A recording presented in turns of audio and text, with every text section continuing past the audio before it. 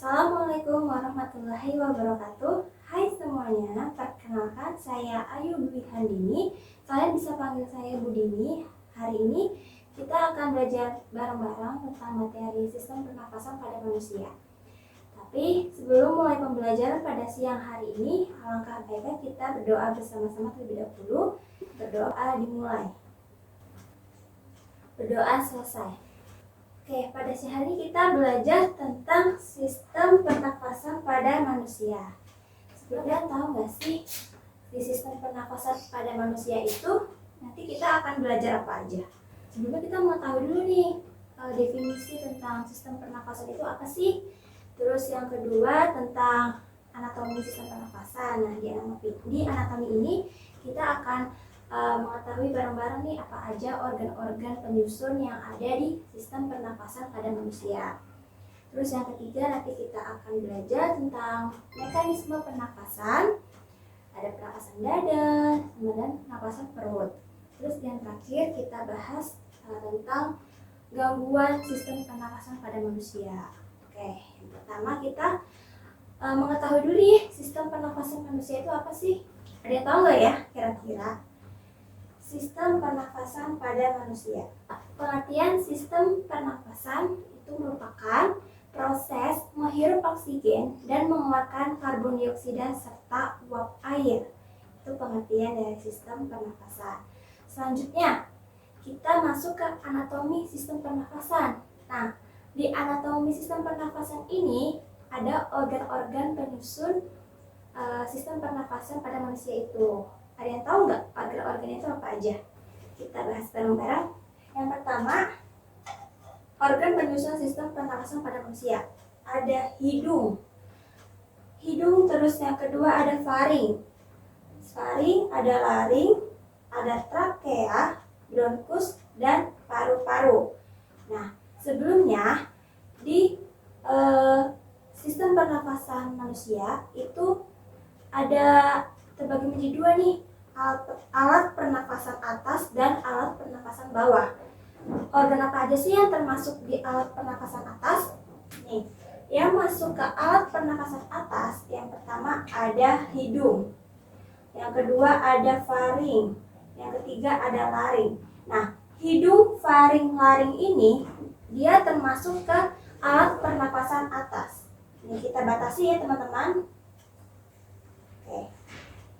Hidung, faring, laring ini masuknya ke saluran alat pernapasan atas. Alat pernapasan atas. Nah, kalau misalnya alat pernapasan bawah, berarti sisanya ada trakea, bronkus, dan paru-paru. Nah, ini trakea, bronkus, paru-paru itu merupakan alat pernapasan bawah. Di sini ya teman-teman, bawah sini saluran alat pernapasan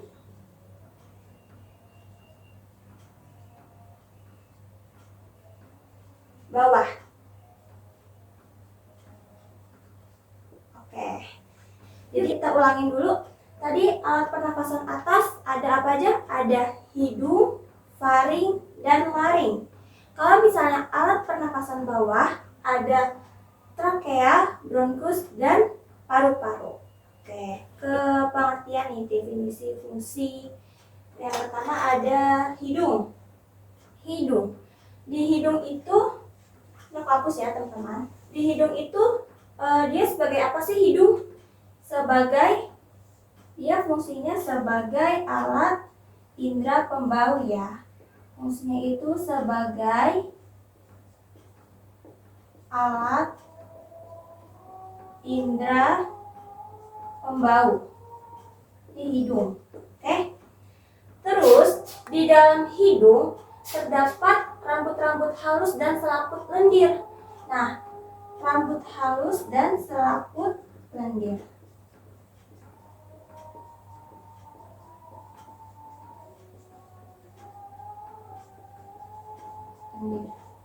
Kalian tahu nggak sih fungsi rambut halus itu sama selaput lendir ini di hidung untuk apa? Oke, yang pertama itu di sini ya fungsinya. Yang pertama itu untuk apa? Menyaring kotoran. Yang kedua untuk mengatur suhu di pernafasan, ya. Di pernapasan. Nah, yang ketiga pastinya untuk ini ya, indera pembau ya. Untuk mencium aroma, indera pembau fungsinya. Jadi udah tahu kan di hidung itu sebagai alat indera pembau. Dan di hidung juga punya ini apa? Rambut halus dan selaput lendir yang fungsinya itu untuk menyaring kotoran, mengatur suhu udara ya, ini mohon maaf salah. Ini mengatur suhu udara di pernafasan. Ya. Terus yang ketiga untuk indera pembau ya, kan sesuai sama fungsinya. Oke, faring masih di alat pernapasan atas ya teman-teman. Di faring, oke. Ini aku hapus dulu ya teman-teman semuanya. Faring, tulis ini. Faring itu adalah persimpangan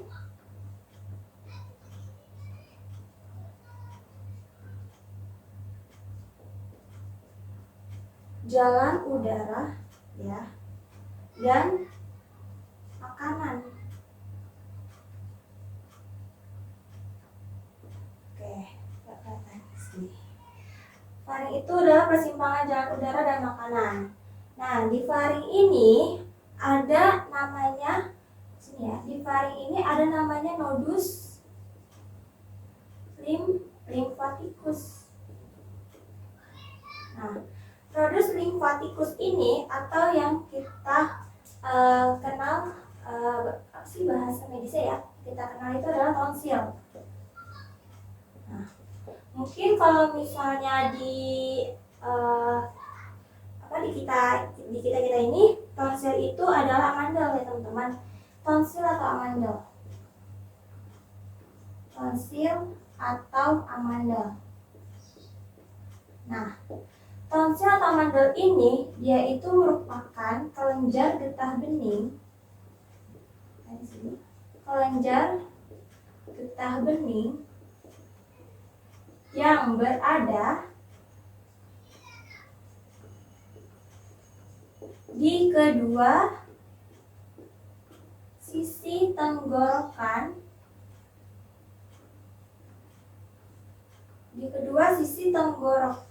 bagian belakang.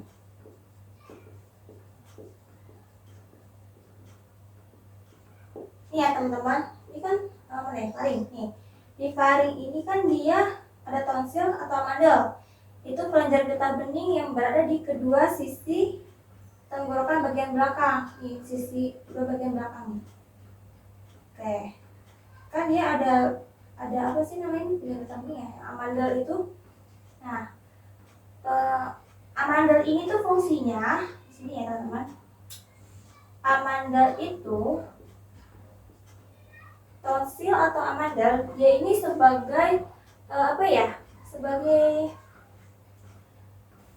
amandel ini tuh tonsil atau amandel dia sebagai kekebalan tubuh ya teman-teman. Sebagai kekebalan tubuh. Oke. Untuk melawan penyakit ya, atau virus. Namun amandel ini juga bisa menyebabkan nyeri, bisa menyebabkan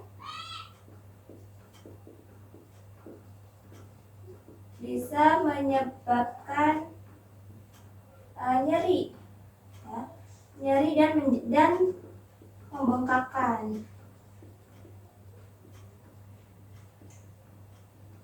Kenapa bisa menyebabkan ya atau memicu nyeri dan pembengkakan? Biasanya sih ini ada salah makan ya mungkin, atau gimana. Makanya kan kita kenal sebagai apa ya, operasi Amandel ya. Katanya operasi Amandel itu dipotong gitu kan. Iya, betul, dihilangin kalau dari ketahuinya. Jadi teman-teman, ini bagian faring. Terus kita masuk lagi nih ke laring. Ini aku hapus ya, ke laring ya. Kita masuk ke laring. Ini laring. Laring itu adalah pangkal tenggorokan ya. Oke. Di pangkal tenggorokan, si laring ini tuh punya katup. Ada yang tahu nggak nama katupnya apa? Ya betul, katupnya itu namanya epiglottis. Oke. Nah, epiglottis atau katup itu tuh fungsinya untuk apa sih? Fungsinya dia tahu nggak teman-teman semuanya? Fungsi dari katup atau epiglottis ini? Ya, untuk membuka atau menutupnya, untuk membuka atau menutupnya antara saluran pernafasan dan pencernaan. Oke, ada yang bisa ngasih contoh maksudnya ini gimana? Dan tahu nggak contohnya apa? Oke, contohnya itu pada saat kita makan ya teman-teman. Nah, kalian pernah dengar nggak kenapa orang tua melarang kita banget makan sambil ngobrol?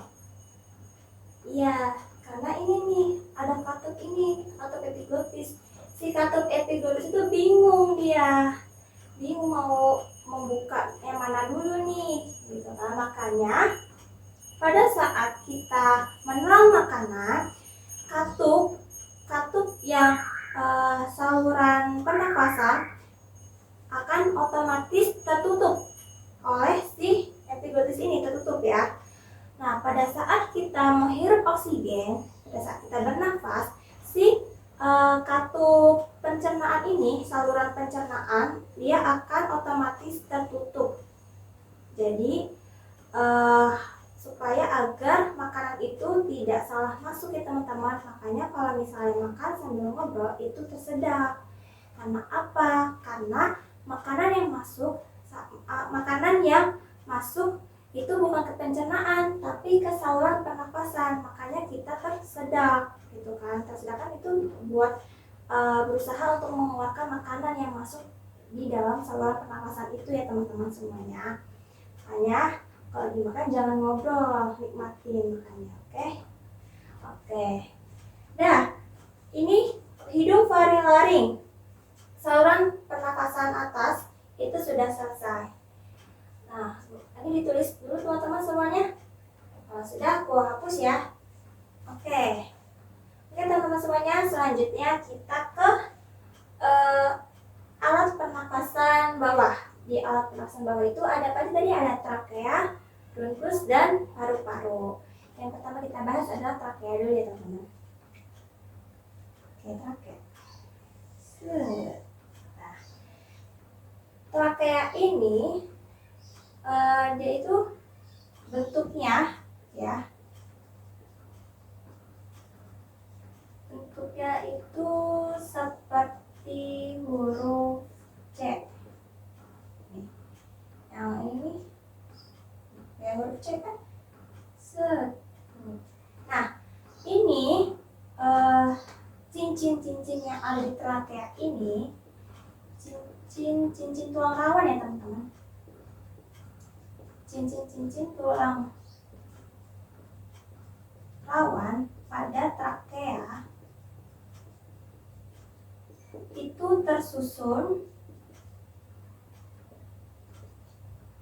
jaringan fibrosa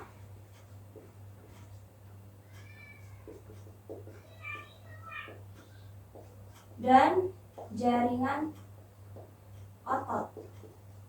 Ini trakea. Trakea itu bentuknya seperti huruf C.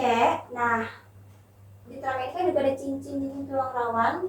Nah, di cincin tulang rawan ini dia itu tersusun oleh jaringan fibrosa dan jaringan otot. Oke teman-teman, trakea sudah. Selanjutnya kita ke bronkus ya. Ke bronkus. Ini bronkus. Sini bronkus. Nah, bronkus itu merupakan apa? Cabang tenggorokan. Oke, gitu. Cabang tenggorokan.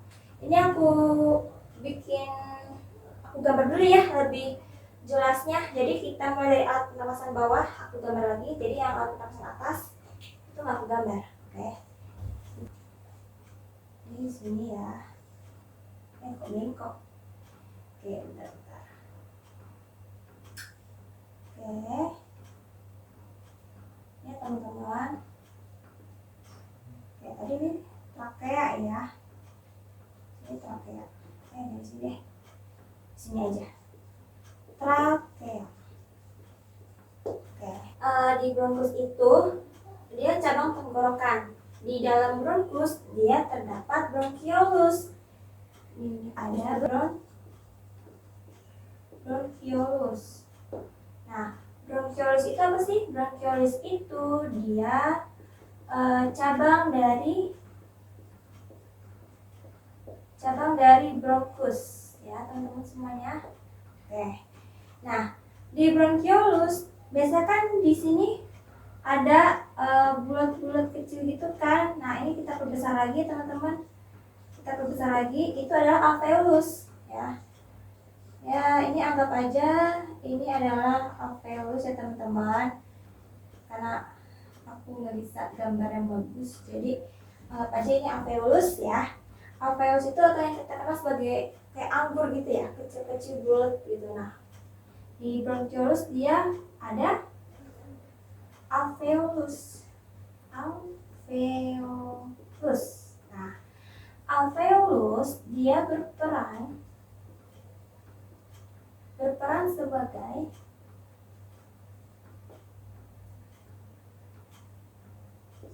pertukaran gas,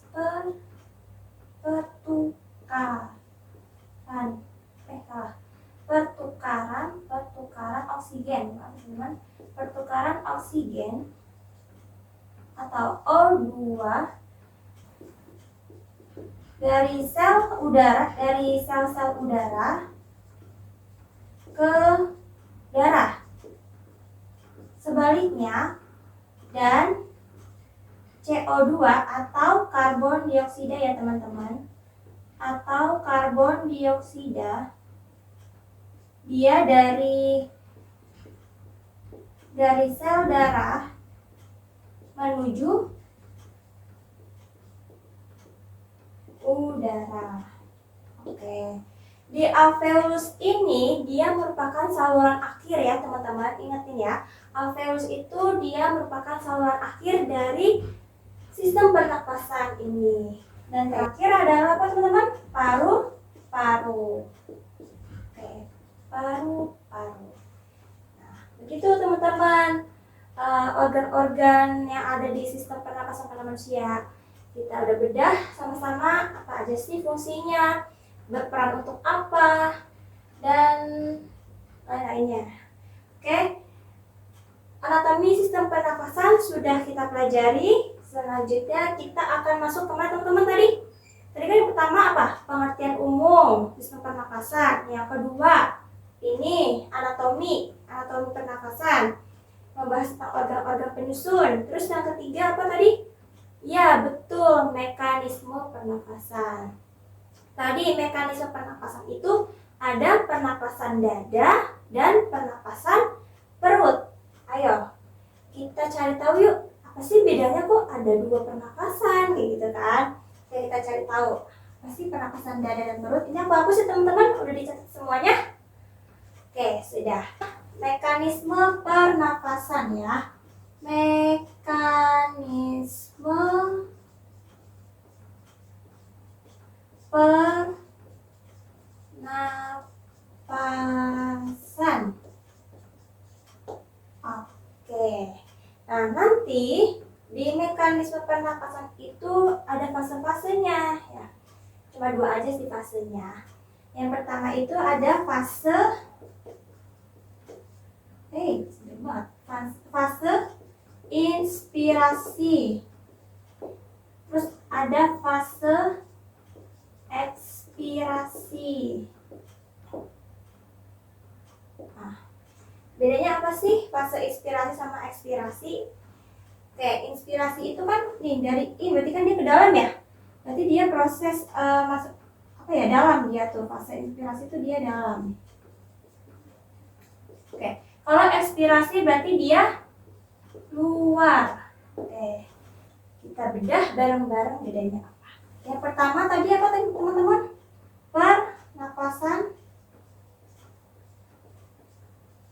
Pernapasan dada. Terus yang kedua ada pernapasan perut ya.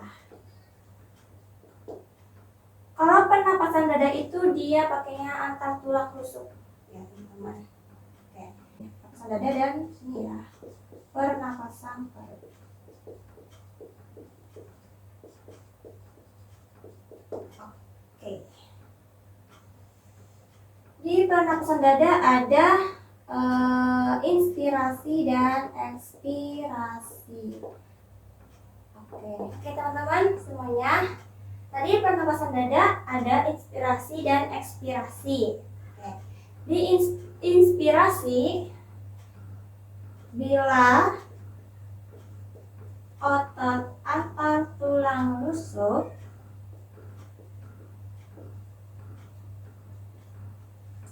berkontraksi,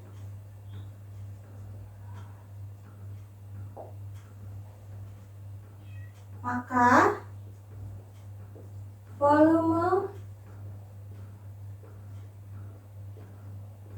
rongga dada membesar sehingga tekanan udara mengecil. Oke, ini inspirasi. Kalau ekspirasi apa teman-teman? Ekspirasi. Kalau ekspirasi bila otot antar tulang rusuk relaksasi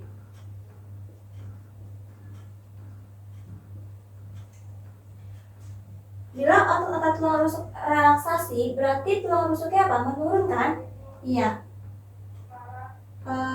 Tulang rusuk menurun. Tulang rusuk menurun. Akibatnya apa teman-teman kalau tulang rusuknya menurun? Akibatnya volume rongga dada mengecil atau membesar teman-teman. Kalau tulang rusuknya menurun berarti volume rongga dadanya mengecil. Ya, volume rongga dadanya mengecil. Sehingga tekanan udaranya apa teman-teman?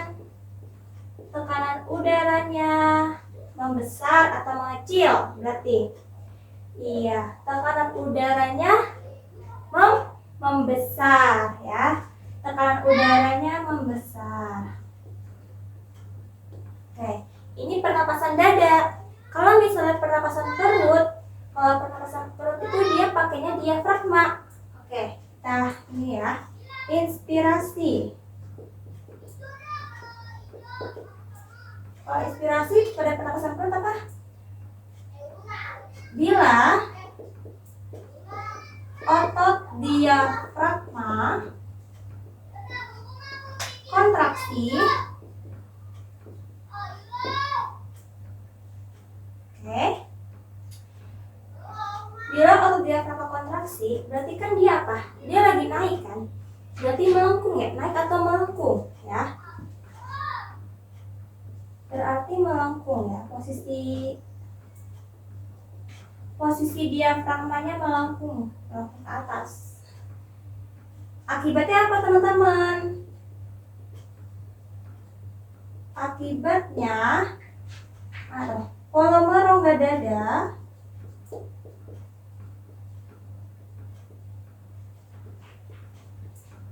ekspirasi. Nah, bila otot diafragma kontraksi berarti ini mah ekspirasi teman-teman.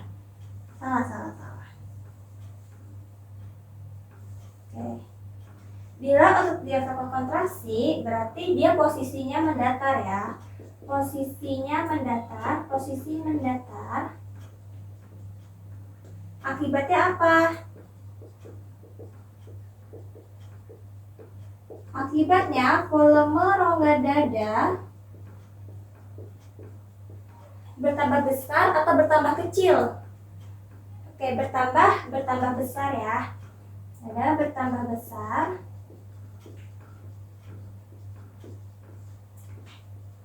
Tekanannya gimana teman-teman? Tekanannya mengecil atau membesar? Tekanannya mengecil ya. Sehingga udara masuk ke paru-paru. Ini inspirasi. Kalau ekspirasi gimana ya nulisnya? Kalau ekspirasi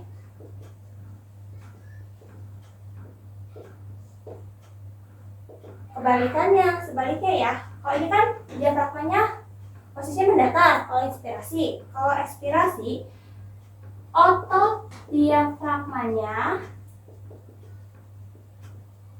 relaksasi. Posisinya melengkung. Akibatnya apa?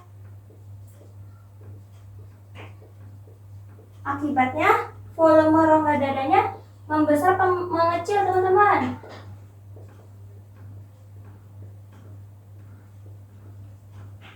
Volume rongga dadanya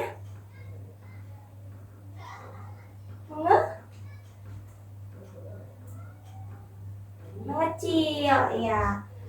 Berarti volume rongga dadanya mengecil.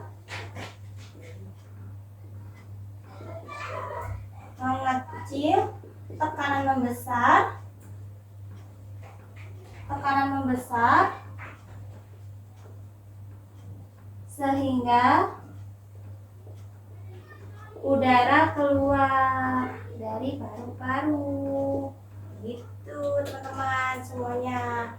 Ini pernapasan dada sama perut, ada inspirasi dan ekspirasi.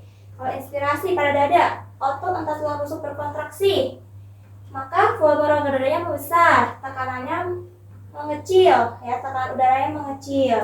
Kalau ekspirasi, otot tulang rusuknya relaksasi, otomatis si tulang rusuknya menurun. Berarti kalau tulang rusuknya menurun, volume rongga dadanya apa? Volume rongga dadanya mengecil, akibatnya tekanan udara yang dihasilkan membesar. Teman-teman, kalau pernapasan perut, dia inspirasi bila otot diafragma kontraksi, posisinya mendatar.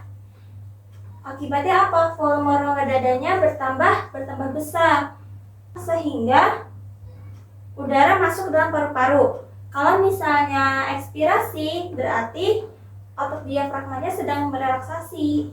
Posisi diafragmanya apa? Melengkung. Sehingga akibatnya apa? Volume rongga dadanya mengecil, tapi tekanannya membesar sehingga udara keluar dari paru-paru. Gitu teman-teman semuanya mekanisme pernapasan kita. Nah, kita mau masuk ke gangguan sistem pernapasan pada manusia. Nah, kita bahas tentang apa aja sih penyakit-penyakitnya, terus kenapa kok bisa terkena penyakit itu, terus disebabkan oleh apa, gejalanya apa, ya teman-teman. Ini aku hapus ya kalau sudah ditulis. Oke, ini kita masuk ke gangguan sistem pernapasan ya. Gangguan, jelek sekali tulisannya. Gangguan sistem pernapasan. Oke, gangguan sistem pernapasan. Yang pertama itu ada apa aja sih? Kalian tahu nggak penyakit yang bisa menyerang pada sistem pernapasan? Yang gampangnya dulu aja deh. Apa tuh? Ya, yang pertama itu dia adalah asma. Ya, asma. Oke. Kalau asma ini tuh dia kenapa sih kok bisa orang terkena asma itu? Maksudnya kenapa gitu bisa menyebabkan asma? Asma itu kan apa? Penyempitan ya. Penyempitan saluran pernapasan. Oke.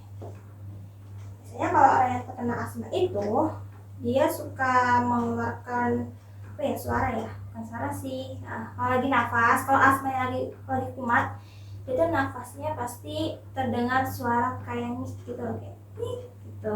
Itu kenapa? Karena dia ada penyempitan saluran pernapasan, jadi terhambat gitu. Nah, dia gejalanya apa sih gejalanya? Kalian tahu nggak gejalanya apa? Kalau asma, gimana teman-teman? Ada yang tahu nggak gejala asma itu apa? Gejala asma itu pertama, karena dia penyempitan saluran pernapasan, berarti udah otomatis apa? Sesak nafas. Terus batuk ya. Demam udah pasti ya. Nah, kalau asma itu pemicunya apa sih? Serbuk-serbukan ya, kayak serbuk bunga. Terus dia nggak boleh kena apa tuh, kotoran dikit ya, kotoran, debu, polusi. Itu dia udah nggak boleh ya, karena sesak nafas. Kalau misalnya dia sampai terhirup ini serbuk atau debu atau dari polusi kendaraan, polusi yang lainnya, itu dia bisa sesak nafas, itu asma. Terus yang kedua ada apa? Ada bronkitis. Nah, bronkitis ini dia itu apa? Kan bron itu bronkus, tis itu udah pasti radang, berarti radang pada bronkus, radang pada bronkus ya. Terus yang ketiga ada apa? Ada influenza. Influenza ini udah sering ya kita alami, flu gitu kan? Iya, apa? Ini tuh kayak pilek ya modelnya. Disebabkan oleh apa sih ini? Disebabkan oleh virus influenza. Ya, virus influenza. Terus ada apa lagi? Masih banyak ya teman-teman. Ada flu burung, terus ada TBC ya, TBC. Ada TBC. Nah, TBC ini kan penyakit paru-paru ya, penyakit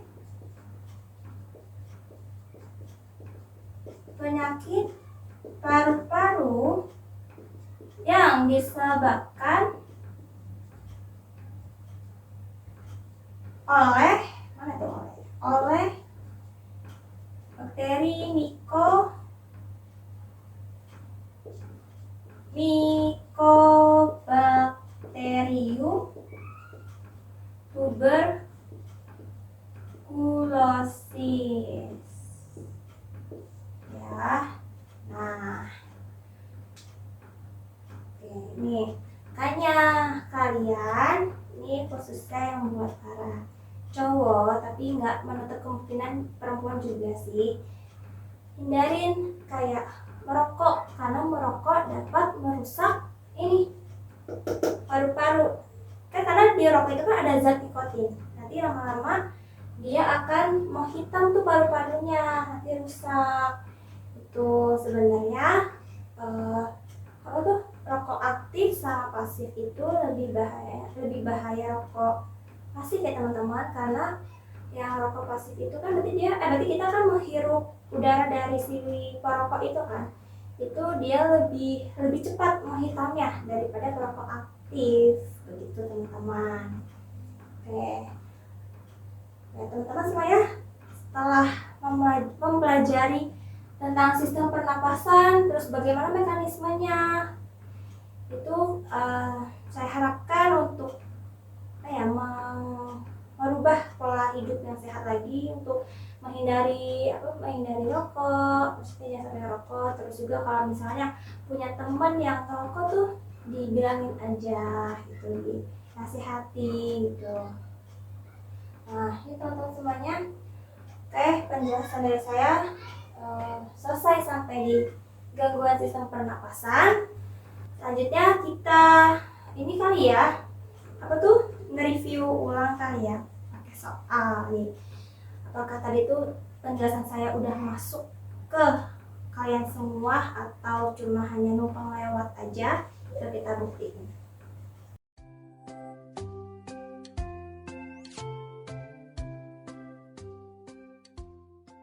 Ya, mungkin itu aja teman-teman semuanya pembelajaran kita pada hari ini. Mudah-mudahan apa yang saya sampaikan diterima sama teman-teman semuanya. Sebelum Ibu tutup pembelajaran kita hari ini, mari kita sama-sama mengucapkan Alhamdulillahirabbil alamin. Oke, kurang lebihnya mohon maaf ya teman-teman semuanya kalau Ibu ada salah-salah menerangkan materinya. Oke, Ibu tutup ya kelas hari ini. Assalamualaikum warahmatullahi wabarakatuh.